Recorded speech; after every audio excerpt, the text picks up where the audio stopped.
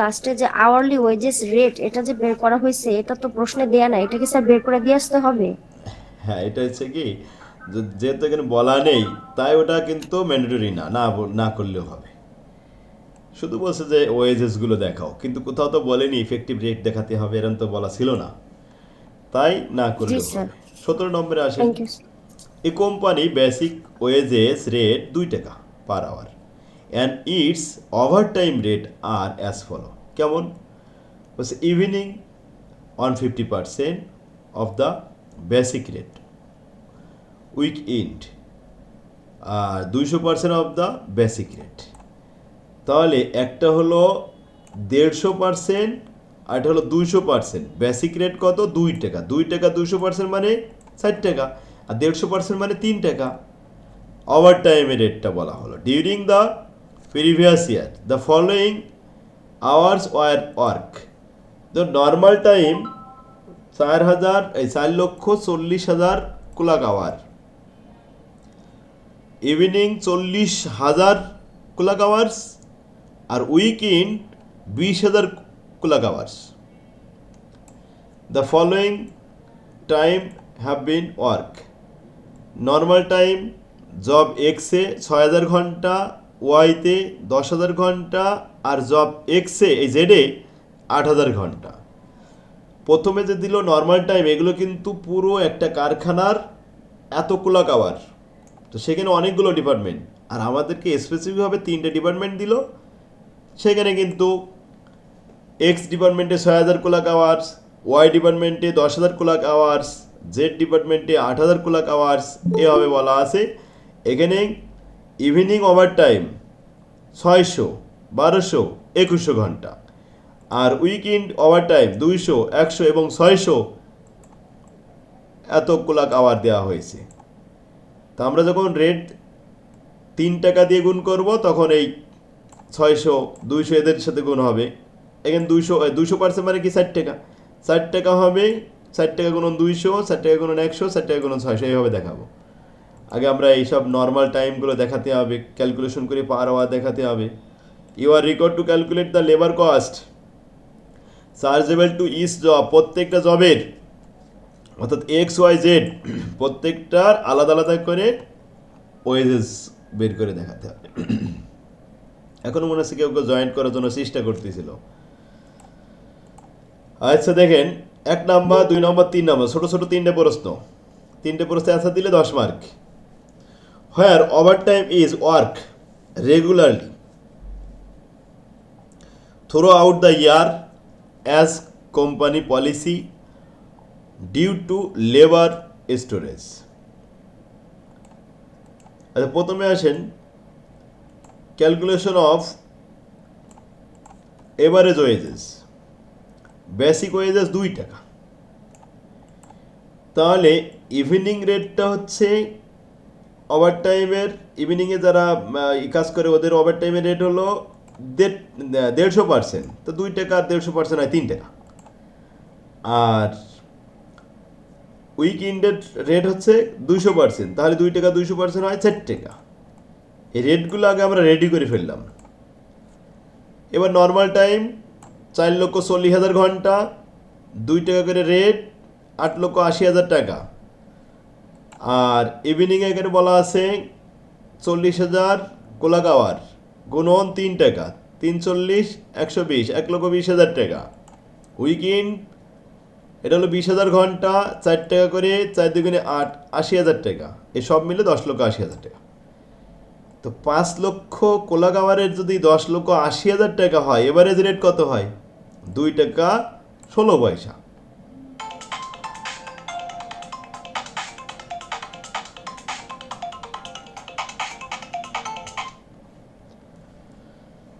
আচ্ছা, এখন আমরা এভারেজ রেটটা তো বের করে রাখলাম। রিকোয়ারমেন্ট অন, প্রথমে since the case overtime is work regularly, job number X Y Z, এক্সের টোটাল কোলাক আওয়ার কত? টোটাল কোলাক আওয়ার হচ্ছে 6,600 আর 200, 6,800, 10,000 আর এই 1200 আর 100 1300, 11,300, 8 আর 2 10,100, 700, 10,700। এখন এভারেজ রেট যেহেতু বের করলাম, 2 টাকা 16 পয়সা দিয়ে গুণ করলাম।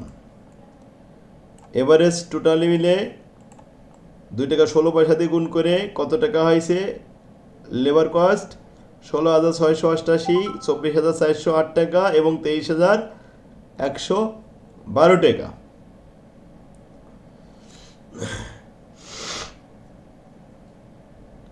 এ হলো আমাদের total wages. Job number X, job number Y এবং জেড এর আলাদা আলাদাভাবে দেখাতে বললো, বা সেটা দেখানো হয়ে গেল।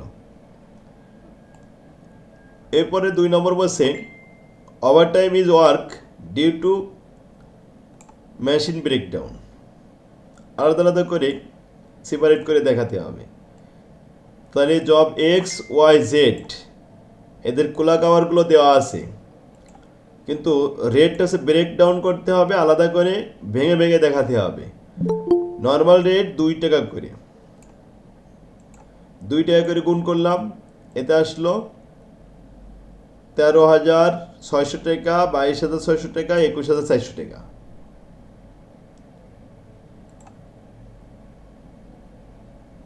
একজন মানে জয়েন্ট হচ্ছে নাকি? 3 নম্বরে where the over time work specially at a customer. প্রথমে 6,000 টাকা নর্মাল টাইম, 2 টাকা, আর ইভিনিংয়ে 600 ঘন্টা গুণন 3 টাকা, আর উইকেন্ড 200 গুণন 4 টাকা রেট। তাহলে এখন এক্সের টোটাল ওয়েজেস হয় 12,000 আর 1,000, 13,800 আর 800, 14,600 টাকা। ঠিক একইভাবে ওয়াইতে 10,000 ঘন্টা নর্মাল, ওভার টাইম 1200 ঘন্টা, 3 টাকা করে ইভিনিংয়ে, আর ইন্ডিংয়ে হচ্ছে বিগিনিংয়ে আছে 1200 আর ইন্ডিংয়ে আছে 100। সব মিলে কত আসলো? 24,000 টাকা। আর জেড এর রেটটা হয়েছে 8,000 গুণন 2, 2100 গুণন 3 আর 600 গুণন 4। 3টা রেট 3টা আওয়ারের সাথে গুণ করে 24,700 টাকা। হ্যাঁ, এই হলো আমাদের সেপারেটভাবে 3টা নিয়মে দেখাতে বলেছে, কিন্তু ভাষাগুলো একটু ভালো করে দিছিল না বলে বুঝতে পারতেছিল না ছাত্ররা। এই ম্যাটেরিয়ালে আসেন। ম্যাটেরিয়ালে আসলে ম্যাটেরিয়াল সিস্টেমটা কিভাবে আমরা সাজাই, যেমন FIFO system, LIFO system, average system, weighted average system, periodical weighted average system, simple average system. এই হচ্ছে আমাদের স্টোর লেজারের সিস্টেম। তো স্টোর লেজার কোনগুলো ফিফো পদ্ধতি করা হয়? যে সমস্ত পণ্য পচনশীল দ্রব্য অথবা দাম খুব দ্রুত পরিবর্তন হয়, যেমন পেঁয়াজ কিছুদিন আগে 200 টাকা কেজি ছিল, হঠাৎ করে এখন 100 টাকা কেজি চলে আসছে। তো পুরাতন যে পেঁয়াজগুলো ক্রয় করা ছিল ব্যবসায়ীদের, ওরা কিন্তু ওইগুলো আগে বিক্রি করে দিয়েছে, আবার এখন নতুন কিনবে বা নতুন বিক্রি করবে, নতুন অল্প দামে কিনে অল্প দামে বিক্রি করতে পারবে। এই যে পরিবর্তনশীল হয় কাঁচা পণ্য, পচনশীল দ্রব্যগুলো, এইগুলো ফিফো সিস্টেম করতে হয়। আর যেগুলো রাখি মাল অনেক দিন রাখা যায়, নষ্ট হয় না, পচে না, দাম বেশি একটা ওঠানামা সহজে করে না, ওগুলো একটু লিফো সিস্টেমও করা যায়। তো আমাদের এই সিস্টেম অনুযায়ী স্টোর লেজার এর আগেও শেখানো হয়েছে, ওই অনার্স 3rd ইয়ারে কস্ট অ্যাকাউন্টিংয়ে ছিল, ওখানে ম্যাটেরিয়াল নাম ছিল, আর এখানে ইনভেন্টরি, এটাও ম্যাটেরিয়াল। হ্যাঁ ঠিক আছে, ম্যাটেরিয়াল। তো ফিফো লিফো দেখাবো। 1 নম্বরে আসেন। প্রথমে 2টা সিস্টেম, এটা হলো পিরিয়ডিক্যাল, এটা হচ্ছে পারপিসিয়াল সিস্টেম। পিরিয়ডিক্যালগুলো সব ডেট অনুযায়ী দেওয়া থাকে, আর পারপিসিয়ালে ক্রয়ের নাম্বার দেওয়া থাকে, ডেট দেওয়া থাকে না, বিক্রয় হয়েছে কবে লেখা থাকে না, তখন পারপিসিয়াল করতে। A company issue of material at price 20% higher than the cost in order to cover the normal loss. Normal loss cover দেওয়ার জন্য 20% অধিহারে ইস্যু করা হবে। পারচেস ইস্যু অ্যান্ড ব্যালেন্স সবগুলো নিচে দেওয়া হলো। ব্যালেন্স প্রথমে মে মাসের 1 তারিখে 200 ইউনিট 20 টাকা দরে, পারচেস 7 তারিখে 120 ইউনিট 22 টাকা দরে। এরপরে পারচেস মে মাসের 19 তারিখে 200 ইউনিট 24 টাকা আর মে মাসের 25 তারিখে পারচেস 250 ইউনিট 25 টাকা। ইস্যু মে মাসে 3 তারিখে 60 ইউনিট, মে মাসে 10 তারিখে 100 ইউনিট, মে মাসে 15 তারিখে 50 ইউনিট, মে মাসে 23 তারিখে 150 ইউনিট এবং মে মাসের 27 তারিখে 150 ইউনিট।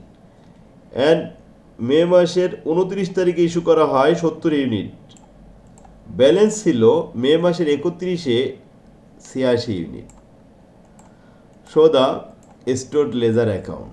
স্টোর লেজার অ্যাকাউন্ট দেখাতে হবে আন্ডার ফিফো মেথড সিস্টেমে।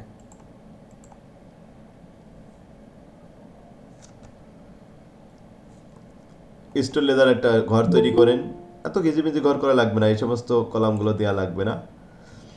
রিসিভের জন্য 3টে কলাম, ইস্যুর জন্য 3টে কলাম, কিন্তু আমাদের এই অঙ্কটার জন্য শুধু 4টে কলাম করতে হবে, কারণ ওইখানে হায়ার 20% অ্যাড করে দেখাতে হবে, এই জন্য আরেকটা কলাম দেখাবো ট্রানজ্যাকশন কস্ট। আচ্ছা, তারপরে হচ্ছে ব্যালেন্সের জন্য 3টে কলাম। কলামগুলোর নাম ইউনিট রেট অ্যামাউন্ট এইভাবে লিখে দিতে হবে। আচ্ছা, প্রথমে আপনার ব্যালেন্স ছিল মে মাসের 1 তারিখে 200 ইউনিট, 4000 টাকার মাল। 3 তারিখে যখন ইস্যু করা হলো 60 ইউনিট, একটা কাজ করবেন যে এই যে কলামটা আমি সিলেক্ট করলাম, যেটা এই ট্রানজ্যাকশন কস্টটা আমরা দেখাবো না প্রথমে, এটা মনে করেন যে টোটালি নেই, এটা আমাদের এখন লেখার দরকার নেই, এটা লাস্টে যাই স্যার আমি এখানে তো দেখাবো। আপনার ছবিটা চলে যাচ্ছে।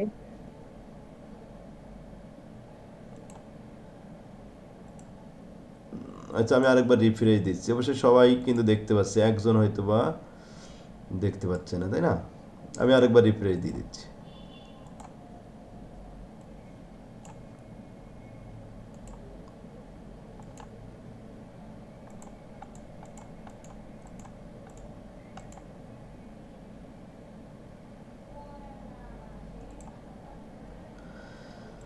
এখন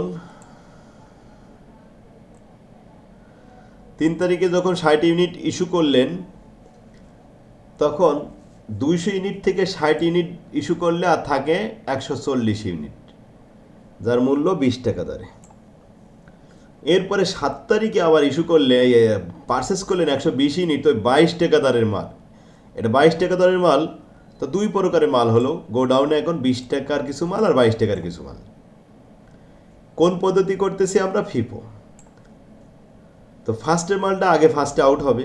10 তারিখে ইস্যু করা হলো 100 পিস, ওই যে ফার্স্টের মালটা ছিল 20 টাকা দরের, ওইটা কিন্তু 100 পিস ইস্যু করা হলো, আর ব্যালেন্স থাকলো 140 থেকে 100 ইস্যু করলে 40, আর পরে 120 ইনটেক অবস্থায় 22 টাকার মাল, 20 টাকা আর 22 টাকা। এই 15 তারিখে নতুন করে আমরা আবার ইস্যু করলাম 60 পিস, তাহলে পূর্বের যে 40টা ছিল আর পরের 10টা, এই এখন পরে যে আমাদের 120 পিস, ওখান থেকে 110 পিস ইস্যু করেছি, আর 110 অনলি 10 পিস ইস্যু করেছি, আর 110 পিস ব্যালেন্স আছে, থাক এটা। 19 তারিখে নতুন করে ক্রয় করেছি 200 পিস, 24 টাকা দরের মাল এটা, তাহলে 22 টাকার মাল আর 24 টাকার মাল, দুই প্রকারের মাল থাকলো। 23 তারিখে 150 পিস ইস্যু করা হয়েছে, প্রথমটা নিলাম 110, আর পরে 24 টাকার মাল 40 পিস।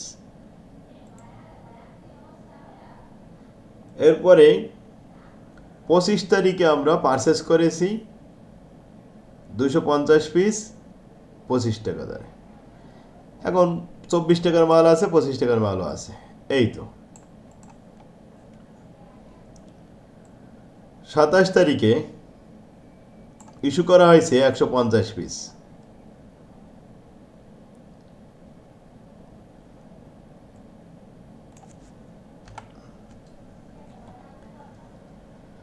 তো 160 পিস থেকে 150 পিস চলে গেলে আর 10 পিস থাকে, আর নিচেই যে 250 পিস আছে ওটা ইনটেক অবস্থায় আছে। 29 তারিখে 70 পিস ইস্যু করা হলো, প্রথম যে 10 পিস ছিল আর দ্বিতীয় লেভেল থেকে 60 পিস, এই মোট 70 পিস ইস্যু করা হলো, তাহলে ব্যালেন্স থাকলো 190 পিস। কিন্তু 31শে মে বলছে যে আমাদের হাতে আছে ব্যালেন্স অনলি 86 ইউনিট, আর অবশিষ্ট অন্যগুলো কই গেল? অন্যগুলো সব শর্ট হয়ে গেছে। তাই যেগুলো শর্ট পড়েছে ওগুলো আমরা ইস্যু হিসেবে দেখাই দিছি। তাহলে ব্যালেন্সে 86 পিস রাখলাম 25 টাকা দরে। 190 থেকে 86 বাদ দিলে 104 পিস, এটা আমরা কোনো হদিস পাচ্ছি না, কোথায় গেল? তখন এটা ইস্যুর ভিতরে দিয়ে দেব। ইস্যুর ভিতরে দিয়ে ব্যাস, এটা আমাদের ইস্যু হয়েছে। আসলে তো ইস্যু হয়নি, এটা শর্ট হয়ে গেছে। তো এই শর্টটা কাভার করার জন্য 20% বেশি দরে কিন্তু আমাদের দেখানো হয়েছিল। ব্যাস, এখন ফিফো সিস্টেম তো বুঝতে পারলেন, শুধু এই ঘরটা আমাদের অতিরিক্ত ছিল, তাই না? এই ঘরে কিভাবে রেটগুলো আসলো একটু দেখাই দিই। রেটগুলো আসছে এই যে 20 টাকা, এর 120% করেন তাহলে 24 টাকা চলে আসবে। এই 20 টাকার 120% করলে 24 টাকা হবে। 22 টাকার 120% করলে 26 টাকা 40 পয়সা বের হবে। 24 টাকার 120% করলে 28 টাকা 80 পয়সা বের হবে। এই 24, এরপর আছে 25 টাকার 120% করলে 30 টাকা আসবে। বুঝতে পারছেন? আর 120% করবো কেন? বুঝতে যে এই যে নর্মাল লস টস হয়ে যাবে, নষ্ট নষ্ট হয়ে যাবে, এটা কাভার করার জন্য। এটা এখানে বলে দিয়েছে যে metal at price 20% higher than cost in order to cover the normal loss. Normal লসগুলো কাভার করার জন্য আমরা এই কৌশল করব।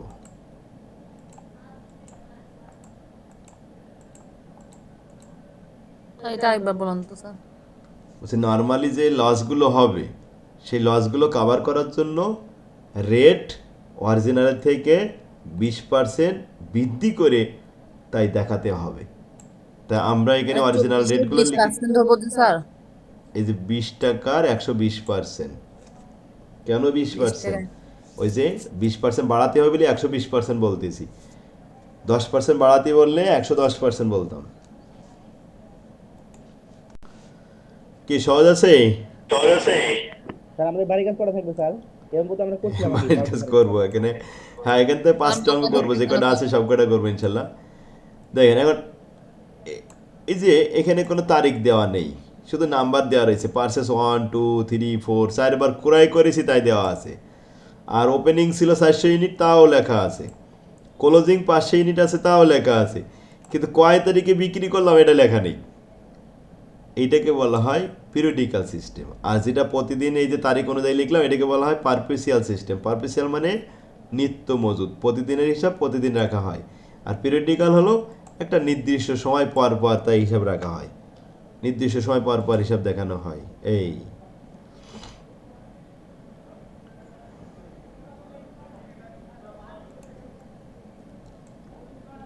আচ্ছা স্যার, এই পাশে তো 20 টাকা, উপর দুইটা ঠিক আছে 20 টাকা, 22 টাকাটা কেন স্যার?